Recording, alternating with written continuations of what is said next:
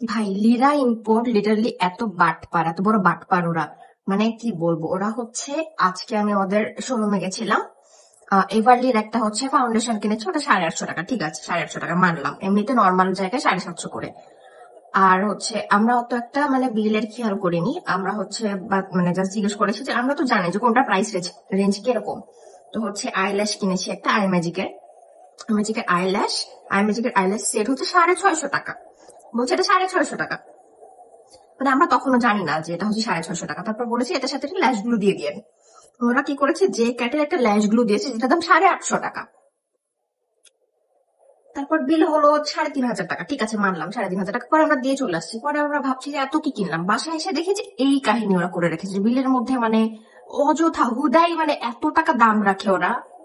অথচ মানে পারফেক্টো, তারপর গ্ল্যাম ডাস্ট, এরাই সেম জিনিস প্রোভাইড করে, বাট ওদের থেকে কম প্রাইসে।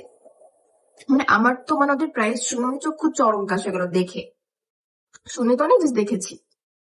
এর আগেও একদিন একটা এক্সপিরিয়েন্স শেয়ার করি। গার্নিয়ারের মাইসেলার ওয়াটার আছে না এতটুকু 100 গ্রামের, যেটা এটা হচ্ছে আমি ওদের ওখানে মানে নিবো, হ্যাঁ।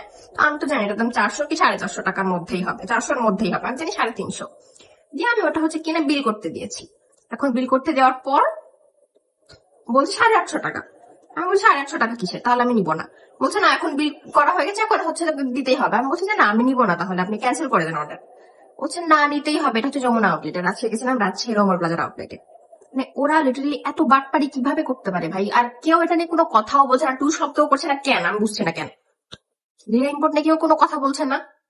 আই থিঙ্ক আমাদের সবকিছু নিয়ে কথা বলা উচিত, সবাই এটা নিয়ে চুপ করে আছে, অ্যাভয়েড করছে, বাট মানুষকে তো জানানো উচিত যারা হচ্ছে একবার যে হলে ওখান থেকে ঠকে আসছে।